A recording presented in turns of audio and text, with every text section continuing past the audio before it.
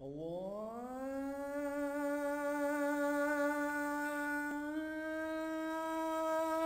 أكبر الله أكبر الله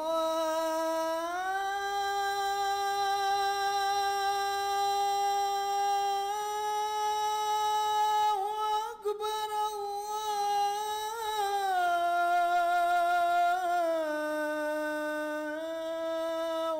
أكبر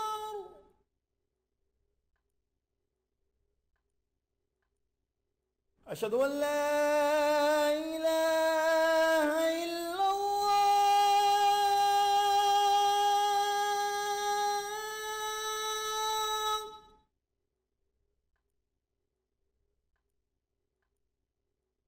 أشهد أن لا إله إلا الله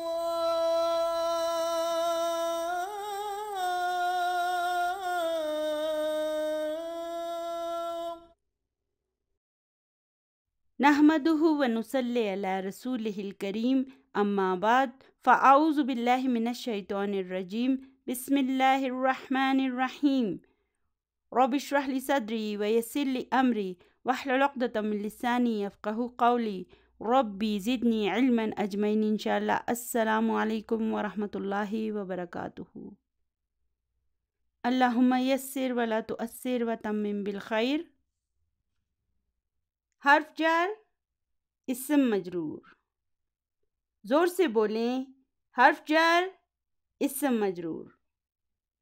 ہم پڑھ چکے ہیں کہ تمام ضمائر معرفہ ہوتے ہیں، تو اچھا بتائیے کہ ضمائر کی کتنی اقسام ہوتی ہیں؟ 2 اقسام ہوتی ہیں، ایک ہوتے ہیں متصل ضمائر اور دوسرے ہوتے ہیں منفصل ضمائر۔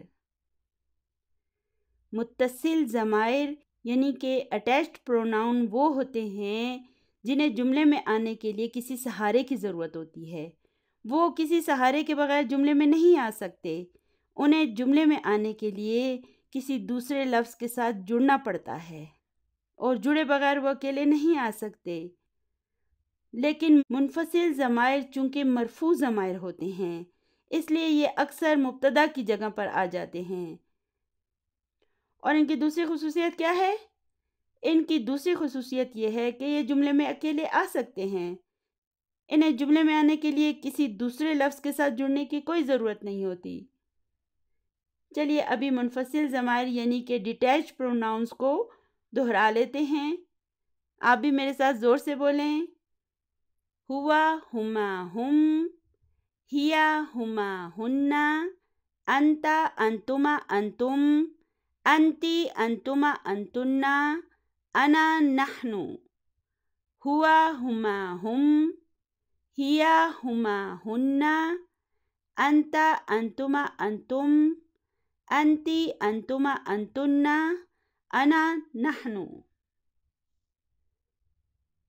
عربی زبان میں اسماء دن، دن، دن ہوتے رہتے ہیں، یعنی کہ یہ مرفوع، منصوب اور مجرور ہوتے رہتے ہیں، جبکہ افعال کی اسناد بنائی جاتی ہیں۔ چلیے ابھی اس DVD کے شروع میں بھی سب سے پہلے ذہب کی اسناد کو دہرا لیتے ہیں۔ ذہب، ذہب، ذہبو، ذہبت، ذہبتا، ذہبنا، ذہبتا، ذہبتما، ذہبتم، ذہبتی، ذہبتما، ذہبتن، ذہبتو، ذہبنا۔ ذہبہ اور ذہبت والے جملے میں فاعل مستتر بھی ہو سکتا ہے اور جملے کے اندر بھی موجود ہو سکتا ہے۔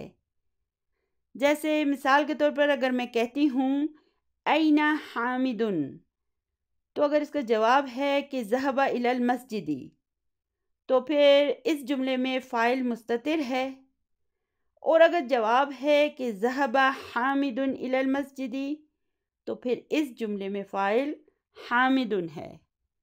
ہم جملے کو غور سے دیکھیں گے کہ جملے میں فعل کے بعد کوئی مرفوع اسم آیا ہے کہ نہیں۔ اگر آیا ہے تو پھر وہ فاعل ہوگا، اور اگر نہیں آیا تو پھر ہم کہیں گے فاعل مستتر ہے۔ اور ذہبہ میں کون مستتر ہوتا ہے؟ جی ہاں، ہوا کی ضمیر ذہبہ میں مستتر ہوتی ہے، روٹ ورڈ میں ہوا کی ضمیر مستتر ہوتی ہے۔ اسی طرح اگر میں کہتی ہوں اینا عائشۃ، تو اس کا جواب یہ ہے کہ ذہبت الی المدرسۃ، تو پھر اس جملے میں بھی فاعل مستتر ہے۔ لیکن اگر اس کا جواب یہ ہوا کہ ذہبت عائشۃ الی المدرسۃ، تو پھر اس صورت میں اس جملے میں عائشہ فاعل ہے۔ ذہبہ اور ذہبت کے علاوہ ساری اسناد میں فعل کے اندر اس کا فاعل بھی ضمیر کی صورت میں موجود ہوتا ہے۔ مثال کے طور پر اگر میں کہتی ہوں کہ ذہبو، تو ذہبو میں اس کا یہ واو جو ہے یہ اس کا فاعل ہے، جو ہمیں یہ بتاتا ہے کہ اس کا فاعل ہم کی ضمیر ہے۔ اسی طرح اگر میں کہتی ہوں ذہبنا، تو ذہبنا میں یہ نا اس کا فاعل ہے، اور یہ یہاں پر اس ہنہ کے ہونے کی علامت ہے۔ یہ مجھے یہ بتا رہا ہے کہ اس کے اندر ہنہ کی ضمیر موجود ہے۔ اسی طرح اگر میں کہتی ہوں ذہبتما، تو ذہبتما میں اس تما نے مجھے بتا دیا کہ اس میں انتما کی ضمیر موجود ہے۔ اسی طرح ذہبتہ میں اس کا یہ تا فاعل ہے، اور یہ یہاں پر انتا کی ضمیر کی موجودگی کی علامت ہے۔ یہ ہمیں بتا رہا ہے کہ یہاں پہ انتا کی ضمیر موجود ہے۔ ابھی پھر میں آپ کو پریکٹس کراؤں گی، مگر آپ میرے ساتھ یہ وعدہ کریں کہ میرے پوچھنے پر آپ جواب ضرور دینے کی کوشش کریں گے۔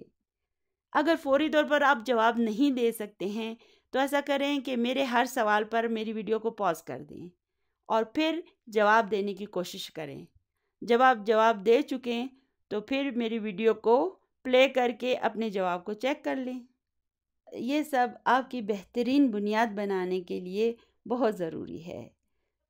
تو چلیے ابھی مجھے بتائیے کہ ہوا کے لیے کیا آئے گا؟ جی ہاں، ذہبا، نحنو ذہبنا، انتم ذہبتم، انتی ذہبتی، انا ذہبتو۔ اچھا، تو آپ مجھے بتائیے کہ محمد ان کے لیے کیا آئے گا؟ ذہبا، آمنتو ذہبت۔ اچھا، اگر میں کہتی ہوں الطلاب ذہبو، الطالبات ذہبنا۔ آپ سب کو چاہیے کہ آپس میں ایک دوسرے سے اس طرح سوالات کر کر کے پریکٹس کریں، جیسے اذهبتی الی السوق اليوم، تو جواب کیا ہوگا؟ نعم ذهبت۔ دیکھیں ابھی میں نے ذهبتی کہا ہے، یعنی کہ مؤنث واحد سے میں سوال کر رہی ہوں۔ چلیے ابھی میں کہتی ہوں اذهبت الی المسجد اليوم؟ نعم ذهبت۔ اذهبتم الی المدرسة اليوم؟ نعم ذهبنا۔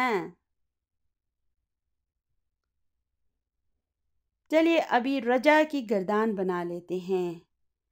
رجا کے معنی ہیں وہ لوٹا، رجع، رجع، رجعو، رجعت، رجعتا، رجعنا، رجعتا، رجعتما، رجعتم، رجعتی، رجعتما، رجعتن، رجعتو، رجعنا۔ چلیے اب میں عائشہ سے سوال کرتی ہوں، متی رجعتی من المدرسة یا عائشہ؟ تو وہ کیا جواب دے گی؟ رجعت بعد الدرس۔ آپ کوئی اور جواب اپنی طرف سے بھی بنا سکتے ہیں۔ اچھا، ابھی میں سوال کرتی ہوں، متى رجعت من المسجد یا محمد؟ رجعت بعد الصلاة۔ اب غور کریں کہ واحد مؤنث اور مذکر دونوں نے رجعتو ہی کہنا ہے، اس میں فرق نہیں ہوگا۔ اچھا، اب میں فاطمہ سے سوال کرتی ہوں، هل ذهبت الى المدرسة اليوم؟ تو وہ کیا کہے گی؟ نعم ذهبت۔ آج آپ نے ذہبہ اور رجع ان دونوں افعال کی خوب پریکٹس کرنی ہے، کیونکہ یہ ایسے افعال ہیں جو ہماری روزمرہ کی زندگی میں کثرت سے استعمال ہوتے ہیں۔ اور دوسری بات یہ ہے کہ آپ فی الحال ان کے جملے بہت آسانی سے بنا سکتے ہیں۔ اچھا، اسی طرح اگر میں زید سے سوال کرتی ہوں، مسمک یا اخی، تو وہ کیا جواب دے گا؟ اسمی زیدن۔ اچھا، ابھی میں ایسا کرتی ہوں کہ عائشہ کی طرف اشارہ کر کے زید سے سوال کرتی ہوں کہ مسمہا، تو زید کیا جواب دے گا؟ اسمہا عائشۃ۔ اچھا، ابھی میں حامد کی طرف اشارہ کر کے زید سے سوال کرتی ہوں کہ مسمہ، تو وہ کیا جواب دے گا؟ اسمہ حامد۔ اگر آپ سب بھی اسی طرح ایک دوسرے سے سوالات کریں تو اس کا ایک فائدہ تو یہ ہوگا کہ آپ کی جھجک ختم ہو جائے گی، اور دوسرا یہ کہ آپ کی اچھی خاصی پریکٹس بھی ہو جائے گی۔ چلیے ابھی ایسا کرتے ہیں، ذکرہ کی گردان بنا لیتے ہیں۔ ذکرہ کے کیا معنی ہیں؟ اس نے یاد کیا یا اس نے ذکر کیا۔ آپ سب نے میرے ساتھ اسے پڑھنا ہے۔ میں یہ سب اس لیے دہراتی ہوں تاکہ آپ کو یاد ہو جائے۔ خود کو میں یاد نہیں کرا رہی، میں آپ کو یاد کرا رہی ہوں، اس لیے آپ نے میرے ساتھ ضرور زور سے بولنا ہے۔ چلیے بولیں، ذکرہ، ذکرہ، ذکرو، ذکرت، ذکرتا، ذکرنا، ذکرتا، ذکرتما، ذکرتم، ذکرتی، ذکرتما، ذکرتن، ذکرتو، ذکرنا۔ اچھا، محمد کے لیے کیا آئے گا؟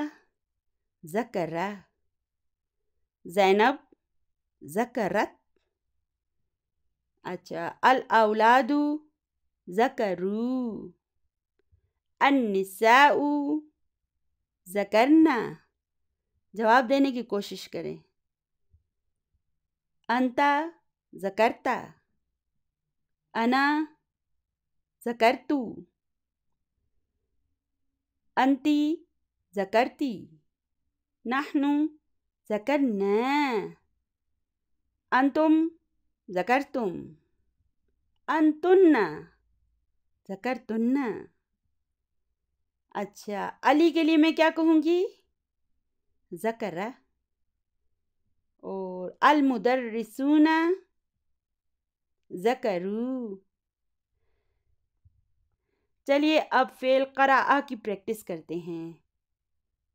اس کے معنی ہیں اس نے پڑھا، قرأ، قرأ، قرأوا، قرأت، قرأتا، قرأنا، قرأتا، قرأتما، قرأتم، قرأتی، قرأتما، قرأتن، قرأتو، قرأنا۔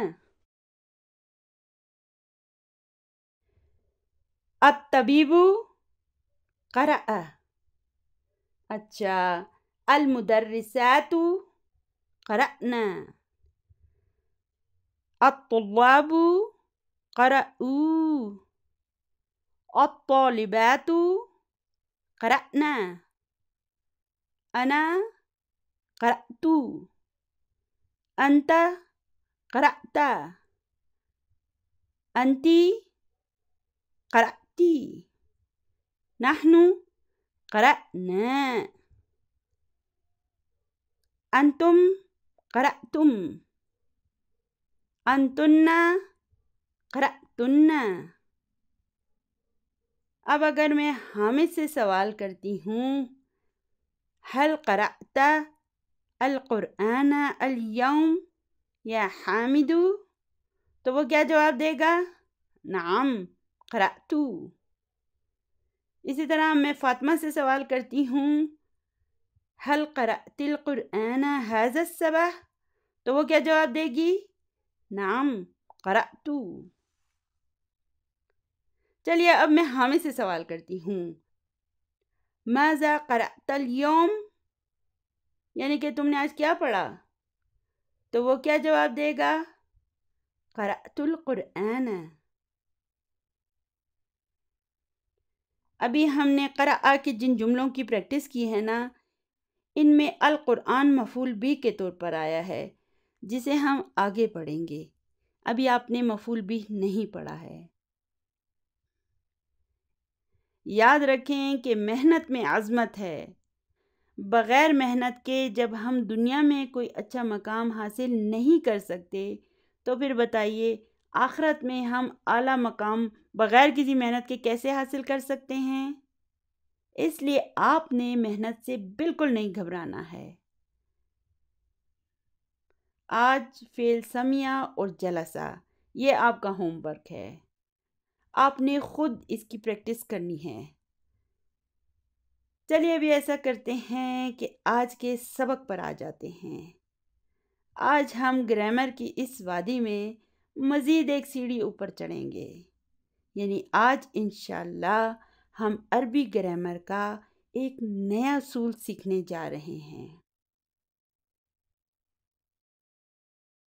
اب میں نے بورڈ پر لکھا ہے ھذا کتاب جدید۔ تو یہ جملہ کس کے بارے میں ہے؟ جی ہاں، یہ جملہ کتاب کے بارے میں ہے۔ ھذا کتاب جدید میں ھذا مبتدا ہے، کتاب اس کی خبر ہے اور جدید اس کی نعت ہے، اور یہ تینوں جو ہیں وہ مذکر واحد ہیں۔ ٹھیک ہے، تینوں کیا ہیں؟ مذکر واحد۔ چلیے ابھی میں نے اس کے بارے میں ایک جملہ اور لکھنا ہے، تو میں لکھتی ہوں اب میں نے اس کتابن کے بارے میں ایک جملہ اور لکھ دیا ہے، اور وہ جملہ ہے ہوا من الہندی۔ ٹھیک ہے، چلیے ابھی مجھے کتابن کو جمع میں تبدیل کرنا ہے، تو یہ کیا ہو جائے گا؟ تو یہ ہو جائے گا کتبن۔ ٹھیک ہے، اچھا ابھی مجھے اس جملے کو مکمل کرنا ہے۔ ھذا کتاب جدید ایک واحد جملہ تھا نا، تو اب مجھے اس کتبن کے بارے میں جملے کو مکمل کرنا ہے، تو میں کیا لکھوں گی؟ ہم جانتے ہیں کہ ھذا کی جمع ہوتی ہے ہؤلائی، لیکن میں نے یہاں پر ھذہ لکھ دیا ہے، مگر کیوں؟ کتبن جو کہ ایک مذکر جمع ہے، تو پھر میں نے اس کے ساتھ یہ واحد مؤنث کے لیے آنے والا اسم اشارہ کیوں لکھ دیا ہے؟ یہ کیا ہو رہا ہے؟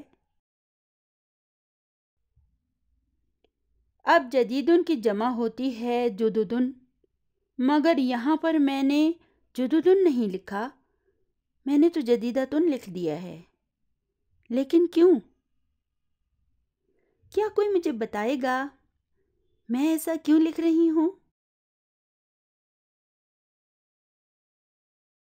اب اس سے آگے میں ہوا کے نیچے یہ ہیا لکھ رہی ہوں۔ یہ کیا؟ کتابن کے لیے میں نے ہوا لکھا تھا اور کتبن کے لیے میں ہیا لکھ رہی ہوں۔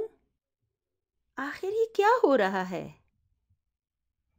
چلیے ابھی آگے میں یہی من الہندی لکھ دیتی ہوں۔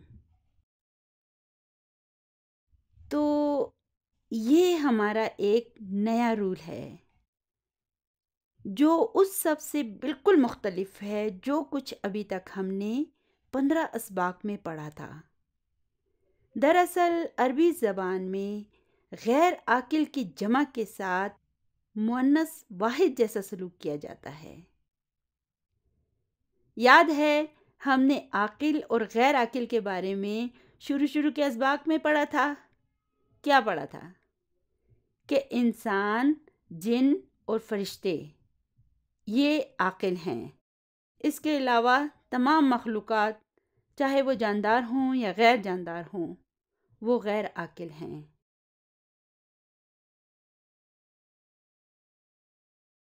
تو اب جب ہم کسی غیر عاقل کی جمع کا ذکر کریں گے تو اس کے لیے ہم مؤنث واحد کے الفاظ استعمال کریں گے۔ یعنی اگر جملے میں ہمیں غیر عاقل کی جمع کو لانا ہوگا تو اس جملے میں بقایا تمام الفاظ مؤنث واحد والے استعمال کیے جائیں گے۔ مثال کے طور پہ میں لکھتی ہوں ہذہ ساعۃ جمیلۃ۔ اب کیا آپ مجھے بتا سکتے ہیں کہ میں نے ساعۃ کے لیے ہذہ کیوں لکھا؟ کیونکہ ہذہ مبتدا ہے اور ساعۃ اس کی خبر ہے، اور مبتدا اور خبر دونوں میں تذکیر و تانیث میں اور واحد جمع میں یکسانیت ہونا ضروری ہے۔ اور پھر جمیلتن کو بھی ہم نے مؤنث واحد رکھا ہے تاکہ وہ بھی خبر سے میچ کرے۔ یہ تو ایک بالکل سادہ سی بات ہے جس کا خیال ہم اردو میں بھی رکھتے ہیں، لیکن کتبن تو جمع ہے مگر ہم تو اسے واحد مؤنث کی طرح ٹریٹ کر رہے ہیں، کیونکہ یہی عربی زبان کا طریقہ ہے کہ غیر عاقل کی جمع کو وہ واحد مؤنث کی طرح ٹریٹ کرتے ہیں۔ تو اس پوائنٹ کو واضح کرنے کے لیے ایک کہانی ہے جو ڈاکٹر عبد الرحیم صاحب نے خود سر آصف کو سنائی تھی، اور انہوں نے یہ کہانی اپنی کلاس کے ساتھ شیئر کی تھی، اور ہمیں بھی یہی کہا تھا کہ آپ بھی اسے دوسروں کے ساتھ ضرور شیئر کریں۔ اسی وجہ سے آج انشاءاللہ میں آپ کے ساتھ یہ کہانی شیئر کروں گی۔ آج کل کی بات چیت کے انداز میں ہم یہ کہہ سکتے ہیں کہ یہ کہانی بہت کول ہے، تو عربی میں اسے ہم کیا کہیں گے؟ ھذا کولن۔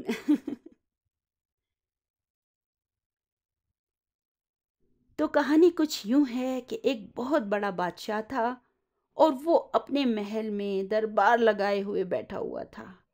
سب درباری اس کے آس پاس بیٹھے ہوئے تھے اور وہ بیچ میں بڑے مزے سے بیٹھا ہوا تھا کہ اچانک اس کی فوج کا ایک سپہ سالار بھاگتا ہوا اس کے سامنے حاضر ہوا اور کہنے لگا، بادشاہ سلامت، میں ایک انتہائی تشویشناک خبر لے کر آیا ہوں۔ بادشاہ نے کہا، جلدی بتاؤ کیا مسئلہ ہے؟ اس نے کہا، مشرق سے ایک بہت بڑا لشکر ہم پر حملہ کرنے کے لیے آ رہا ہے۔ تو لشکر یا آرمی کو عربی زبان میں جندن کہتے ہیں اور اسے جمعن بھی کہتے ہیں۔ تو اس سپہ سالار نے بھی جندن کی جگہ جمعن کا لفظ استعمال کر کے کہا کہ ایک بہت بڑا جمعن ہم پر حملہ آور ہونے کے لیے آ رہا ہے، اور یہی بات میں آپ کو بتانے کے لیے حاضر ہوا ہوں۔ تو اس بادشاہ نے کہا، لا تخف، یعنی کہ مت ڈرو، کل جمع مؤنث، یعنی کہ سارا لشکر بس ایک مؤنث واحد ہے۔ کیا تم ایک اکیلی مؤنث سے ڈر جاؤ گے؟ کیونکہ اس نے لفظ جمعن استعمال کیا تھا، اور جمع کو عربی زبان میں مؤنث واحد کی طرح ٹریٹ کیا جاتا ہے۔ تو جب بھی آپ عربی زبان میں جمع کو دیکھیں تو یاد رکھیں کل جمع مؤنث۔ ہم بعدو کو بھی پڑھ چکے ہیں کہ یہ بھی مضاف کے طور پر آ سکتا ہے۔ اسی طرح ہم نے ایو کو بھی پڑھ لیا ہے کہ وہ تو آتا ہی ہمیشہ مضاف کے طور پر ہے۔ بادو اور ایو کی طرح یہ کلو بھی اکثر اوقات مضاف کے طور پر آتا ہے۔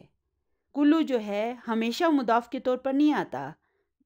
جب اس پر نہ ال ہوگا نہ تنوین ہوگی اس وقت یہ مضاف کے طور پر آئے گا۔ اور اس کی آپ نے بہت سی مثالیں قرآن پاک میں بھی پڑھی ہوں گی، جیسے واللہ علی کل شیء قدیر۔ تو یہاں پر یہ وا کیا ہے؟ جی ہاں، یہ حرف عطف ہے۔ اچھا، اللہ کیا ہے؟ یہ مبتدا ہے۔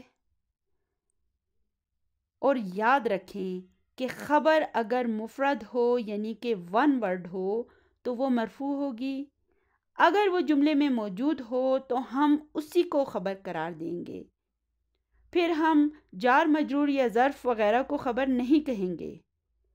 اس لیے یہاں پر یہ قدیرن جو ہے یہ خبر ہے۔ اچھا، تو الا کیا ہے؟ جی ہاں، یہ حرف جر ہے۔ اور کلی کیا ہے؟ کلی اسم مجرور ہے وہو مضاف، اور شیء کو دیکھیں اس پر تنوین آ گئی ہے، اس لیے اب یہ صرف مضاف الیہ ہے۔ تو دیکھیں، ہم ہمیشہ زبانی یہ کہتے رہتے ہیں کہ اللہ علی کل شیء قدیر، مگر اب ہمیں پتہ چلا کہ یہ قدیرن ہے، اور اگر ہم اسے قدیرن لکھا ہوا پڑھ بھی لیتے تھے تو پھر بھی ہمیں یہ پتہ نہیں تھا کہ اسے قدیرن کیوں لکھا جاتا ہے۔ اب اگر اس جملے میں ہم صرف مبتدا اور خبر کو ہی رہنے دیں اور باقی سب کچھ ہٹا دیں تو یہ ہو جائے گا اللہ قدیرن، یعنی اللہ قدرت والا ہے۔ اور دیکھیں جملہ اب بھی مکمل ہے۔ تو یہ جو کلو ہے یہ بھی جملے کے مطابق مرفوع، منصوب اور مجرور ہو سکتا ہے، یعنی مضاف ہونے پر یہ جملے کے مطابق کلو بھی ہو سکتا ہے اور کلا بھی ہو سکتا ہے اور کلی بھی ہو سکتا ہے، یعنی کہ یہ اینا کی طرح مبنی نہیں ہے بلکہ یہ ایو کی طرح مرفوع، منصوب اور مجرور ہو سکتا ہے۔ چلیے اب قرآن پاک کی ایک اور مثال کو دیکھ لیتے ہیں۔ قرآن پاک میں ہے کل نفس ذائقۃ الموت۔ تو یہاں دیکھیں یہ کلو جو ہے یہ مرفوع ہے، جبکہ پچھلی آیت میں یہ مجرور تھا۔ کل نفس ذائقۃ الموت، یعنی کہ ہر ایک جان کو موت کا مزہ چکھنا ہے۔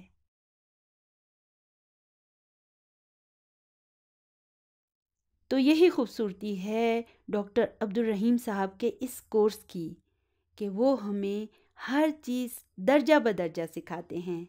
دیکھیں نا، پہلے انہوں نے ہمیں واحد، مبتدا اور خبر کو سکھایا، پھر انہوں نے ہمیں ان کی جمع سکھائی، اور اب وہ ہمیں کلو جمع مؤنث کا یہ کانسیپٹ سمجھا رہے ہیں کہ ہر ایک غیر عاقل کی جمع کو عربی زبان میں مؤنث واحد کی طرح ٹریٹ کیا جاتا ہے۔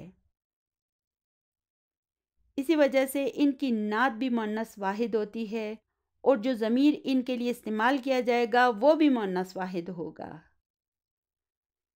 قرآن پاک میں تو بعض اوقات عاقل کی جمع کو بھی مؤنث واحد کی طرح ٹریٹ کیا گیا ہے۔ وہ کیوں؟ وہ اس لیے کہ وہ جمع تکسیر سے تعلق رکھتے تھے۔ مثال کے طور پر تلک الرسل فضلنا بعضهم علی بعض۔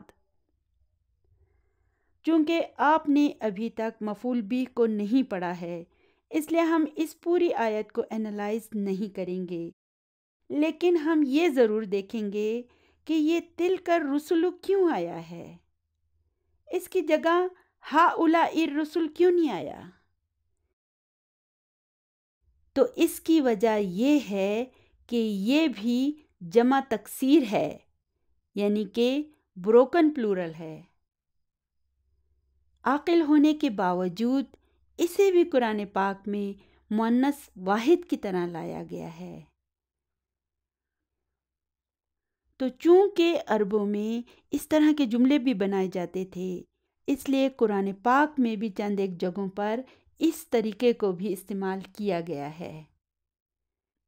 آپ کو تو پتہ ہے نا، جس زمانے میں قرآن پاک نازل ہوا تھا اس وقت عربوں میں درجنوں قبائل موجود تھے، اور ظاہر ہے کہ ہر قبیلے کی زبان میں کچھ نہ کچھ تبدیلی ضرور موجود ہوتی تھی، اور قرآن پاک کا یہ معجزہ ہے کہ اس میں ان مختلف قبائل کی زبانوں کو اور ان کی تبدیلیوں کو بھی شامل کیا گیا ہے، جس کی وجہ سے اس کی دلکشی اور وسعت نظری کا مقابلہ دنیا کی کوئی دوسری تحریر کر ہی نہیں سکتی۔ یہ اپنی تحریر میں، اپنی گرامر میں اور اپنے حسن میں پوری دنیا میں یکتا اور بے مثال ہے۔ یہاں یہ تلکا تو مبتدا ہے، تو پھر یہ الرسل کیا ہے؟ غور سے دیکھیں، اسم اشارہ کے بعد ایک معرفہ اسم آیا ہے، جلدی بتائیں یہ کیا ہے؟ جی ہاں، میرے کہنے کے سٹائل سے ہی آپ سمجھ گئے ہیں کہ یہ بدل ہے۔ چلیے ابھی ایک اور مثال کو دیکھتے ہیں۔ لو انزلنا هذا القرآن على جبل لرأيته خاشعا متصدعا من خشية الله وتلك الأمثال نضربها للناس لعلهم يتفكرون۔ یہاں بھی دیکھیں، یہ تلکا مبتدا ہے اور الامثال اس کا بدل ہے، اور پھر یہ نضربها سے لے کر آخر تک یہ جملہ فعلیہ ہے جو کہ خبر کے طور پر آیا ہے۔ چونکہ امثالو غیر عاقل کی جمع ہے، اس لیے اسے بھی دیکھیں مؤنث واحد کی طرح ٹریٹ کیا جا رہا ہے۔ اگر آپ کو اس وقت میری پوری بات سمجھ آ رہی ہے تو الحمدللہ، بہت اچھی بات ہے، لیکن اگر آپ اس وقت میری ان باتوں کو 50% تک بھی سمجھ پا رہے ہیں تو اس کا مطلب ہے آپ بہت اچھے جا رہے ہیں۔ پریشان ہونے کی کوئی ضرورت نہیں، آگے جا کر ہم انشاءاللہ تعالی ان پوری آیات کو سمجھنے کے قابل ہو جائیں گے۔ تو آج کے بعد آپ غیر عاقل کی جمع کے لیے اس ایک جملے کو یاد رکھنا کہ کل جمع مؤنث۔ کیا کہا میں نے؟ کل جمع مؤنث۔ اگر آپ آج کے اس اہم پوائنٹ کو ذہن میں رکھتے ہوئے آج کا یہ سبق پڑھنا شروع کریں گے تو انشاءاللہ تعالیٰ یہ سبق آپ کے لیے حلوہ پوری بن جائے گا، یعنی انتہائی آسان ہو جائے گا۔ تو چلیے ابھی ایسا کریں کہ نیو بک 2 کے سبق نمبر 6 کو کھول لیں۔ جو اسٹوڈنٹس پرانی والی بلیک اینڈ وائٹ والی بکس استعمال کر رہے ہیں وہ بک 1 کے سبق نمبر 16 کو کھول لیں۔ یہاں پہ دیکھیں سب سے اوپر لکھا ہوا ہے الدرس السادس، یعنی کہ چھٹا سبق۔ سادسو کسے کہتے ہیں؟ چھٹے کو۔ المدرس لمن هذه الاقلام یا محمد، محمد یہ قلم کس کے ہیں؟ اقلام کسے کہتے ہیں؟ قلم کی جمع کو۔ اب دیکھیں اقلام کے لیے ہذہ آیا ہے۔ اگر یہ واحد ہوتا تو جملہ کچھ یوں ہوتا لمن ھذا القلم، لیکن چونکہ یہ اقلام غیر عاقل کی جمع ہے اس لیے ہم اسے ہؤلائی کہنے کی جگہ ھذہ کہہ رہے ہیں۔ یعنی کہ ہم کیا کر رہے ہیں؟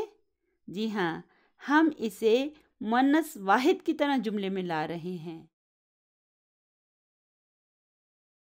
چلیے ذرا پھر اس جملے پر نظر ڈالتے ہیں۔ لمن ھذہ الاقلام، کیوں ھذہ؟ اس لیے کہ کل جمع مؤنث ہوتا ہے۔ یاد رکھیں فی الحال آپ نے ہر مرتبہ خود کو یہ بتانا ہے کہ کل جمع مؤنث۔ چلیے آگے چلتے ہیں۔ محمد ہی لی یا استاذ اب یہاں پہ دیکھیں یہ ہیا کس کے لیے آیا ہے؟ جی ہاں، یہ اقلاموں کے لیے آیا ہے۔ اور کیوں آیا ہے؟ کیونکہ اقلاموں غیر عاقل کی جمع ہے، اس لیے اس کے لیے ہم نے مؤنث واحد کا ضمیر استعمال کیا ہے۔ تو اس کا ترجمہ کیا ہوگا؟ سر یہ میری ہیں۔ المدرس ہی جمیلۃ جداً۔ امید ہے کہ یہاں پر آپ پریشان ہونے کی جگہ سر عبد الرحیم کی سنائی ہوئی اس کہانی کو یاد کریں گے کہ جب سپہ سالار نے جمع کا لفظ استعمال کیا تو بادشاہ نے بڑے ہی سکون سے کہا، لا تخف کل جمع مؤنث۔ اور یہاں پر یہ ہیا مبتدا ہے اور جمیلتن اس کی خبر ہے اور جداً مفعول مطلق ہے۔ اسے ابھی ہم نے نہیں پڑھا، اس لیے ہم صرف اس کا ترجمہ کریں گے۔ اور جداً کا کیا مطلب ہے؟ جداً کا مطلب ہے بہت۔ آگے ہے وَهَذِهِ الْكُتُبُ الْجَدِيدَةُ أَهِيَ لَكَ۔ اگر ہم یہاں پہ وقف کریں گے تو ہم کہیں گے أَهِيَ لَكَ۔ تو دیکھیں وا کیا ہے؟ یہ حرف عطف ہے، ہاذہ مبتدا ہے اور الکتب کیا ہے؟ غور سے دیکھیں، جی ہاں، یہ اسم اشارہ کے بعد ایک معرفہ اسم آیا ہے، اس لیے یہ اس کا بدل ہے۔ اور الجدیدہ تو کیا ہے؟ یہ اس کی نعت ہے۔ اب دیکھیں الکتب غیر عاقل کی جمع ہے، اس لیے اس کے لیے یہ اسم اشارہ حاضی آیا ہے، اور اس کی نعت بھی دیکھیں، یہ بھی الجدیدہ تو ہے یعنی مؤنث واحد ہے، اور پھر اگلے جملے میں بھی اسی کے لیے ہیا آیا ہے۔ تو اس جملے کے معنی ہوں گے اور یہ نئی کتابیں، یعنی کہ المدرس سوال کر رہا ہے کہ اور یہ نئی کتابیں آہیا لکا، کیا یہ تمہاری ہیں؟ محمد لا ہی لحامد۔ اب دیکھیں یہ بار بار ہیا آ رہا ہے، یہاں پہ بھی ہیا آیا ہے، اوپر دیکھیں یہ ہیا اقلاموں کے لیے آیا تھا، پھر یہ ہیا بھی اقلاموں کے لیے آیا ہوا ہے، ٹھیک ہے۔ اب یہاں نیچے یہ ہیا جو ہے یہ کتب کے لیے آیا ہے، کیونکہ استاد نے کتب کے بارے میں سوال کیا ہے، اس لیے اس کے جواب میں ہیا آیا ہے۔ کتب غیر عاقل ہے، اس لیے ہم کہیں گے لا ہی لحامد، نہیں یہ حامد کی ہیں۔ آگے ہے المدرس این دفاترکم یا اخوانو، بھائیو تمہاری نوٹ بکس کہاں ہیں؟ دفاتر کسے کہتے ہیں؟ نوٹ بکس کو۔ علی کہتا ہے ہیا ہنا علی ھذا المکتب، ہیا کیا ہے؟ مبتدا ہے، اور ہنا کو دیکھیں یہ کیا ہے؟ یہ ظرف ہے، اور ہم اسے کہیں گے کہ یہ ظرف شبہ جملہ خبر ہے، اور علی کیا ہے؟ حرف جر ہے، اور ھذا اسم مجرور ہے، اور پھر یہ المکتبی کیا ہے؟ اور یہ مجرور کیوں ہے؟ اس لیے کہ یہ اس ھذا کا بدل ہے، اسم اشارہ کے بعد ایک معرفہ اسم آیا ہے، اس لیے ہم جانتے ہیں کہ یہ بدل ہے، اور چونکہ یہاں پر ھذا اسم مجرور ہے اس لیے یہ المکتبی جو کہ اس کا بدل ہے یہ بھی مجرور ہے۔ تو مجھے امید ہے کہ اب آپ کے لیے یہ پوائنٹ واضح ہو گیا ہوگا، یا اگر آپ کہتے ہیں تو میں اسے دوبارہ ریپیٹ کر دیتی ہوں۔ چلیے میرا خیال ہے میں اسے دوبارہ ریپیٹ کر دیتی ہوں۔ تو بات کچھ یوں ہے کہ عربی زبان میں غیر عاقل کی جمع کو مؤنث واحد کی طرح ٹریٹ کیا جاتا ہے۔ اچھا، ٹریٹ کرنے کا کیا مطلب ہے؟ اس کا مطلب ہے کہ اس کے لیے پھر اسم اشارہ بھی وہی آئے گا جو کہ مؤنث واحد کے لیے آتا ہے، یعنی ہاذہ یا تلکا، اور پھر اس کی نعت بھی مؤنث واحد ہوگی، اور پھر اگر اس کے لیے کوئی ضمیر استعمال ہوا تو وہ بھی مؤنث واحد ہوگا. ٹھیک ہے نا؟ یہ وہ اصول ہے جو آج ہم نے اس سبق میں سیکھا ہے. چلیے ابھی اس کی تمارین کو شروع کرتے ہیں. سوال نمبر 1 ہے تأمل الامثلۃ الآتیۃ، یعنی کہ دی گئی مثالوں پر غور کریں. تأمل کا مطلب ہے غور کرنا، پونڈر کرنا. نمبر 1 ہے المفرد. مفرد کسے کہتے ہیں؟ واحد کو. ھذا طالب جدید. ھذا کیا ہے؟ مبتدا ہے. طالب اس کی مفرد خبر ہے اور جدید اس کی نعت ہے. بالکل سادہ سا جملہ ہے. ہوا من امریکہ، وہ امریکہ سے ہے. ہوا مبتدا ہے اور من امریکہ جارن و مجرورن شبہ جملہ خبر ہے. اب آگے ہے الجمع، یعنی کہ اس کی جمع. ہؤلاء طلاب جدد ہم من امریکہ. اب یہاں پہ دیکھیں طلاب عاقل ہے، اس لیے اسے ہم نے مذکر جمع کی طرح ٹریٹ کیا ہے، یعنی اس کے لیے ہم نے ہؤلاء لگایا اور یہاں پہ پھر ہم نے اس کے لیے جددن لگایا اور یہاں ہم لگایا. یہ سب ہم مذکر جمع کے لیے استعمال کرتے ہیں، اس لیے ہم نے اسے ایک نارمل طریقے سے، جیسا کہ یہ ہے مذکر جمع ہے، ہم نے اسے ایسے ہی ٹریٹ کیا. تو اس کے معنی کیا ہوں گے؟ اس کے معنی ہوں گے یہ نئے طلباء ہیں. ہم من امریکہ، وہ امریکہ سے ہیں. چلیے آگے دیکھتے ہیں. جز بے کو دیکھیں، یہاں پہ لکھا ہے المفرد ھذا کتاب جدید. ھذا مبتدا ہے، کتاب اس کی خبر ہے اور جدید اس کی نعت ہے. ہوا من امریکہ، وہ امریکہ سے ہے. آگے دیکھیں الجمع. اب اس کی جمع بنانے کے لیے ہم سب سے پہلے کتابن کو کتبن میں تبدیل کریں گے. سب سے پہلے ہم لکھیں گے کتبن. اب چونکہ کتبن غیر عاقل کی جمع ہے، اس لیے ہم اس کے لیے اسم اشارہ ھذہ لکھیں گے. ھذا کو ہم ھذہ میں بدل دیں گے اور اس جدیدن کو ہم جدیدتن میں تبدیل کر دیں گے، اور پھر یہاں پہ اس ہوا کو ہم ہیا میں تبدیل کر دیں گے اور من امریکہ ہی رہے گا. تو دیکھیں ہم نے کتبن کو مؤنث واحد کی طرح ٹریٹ کیا ہے.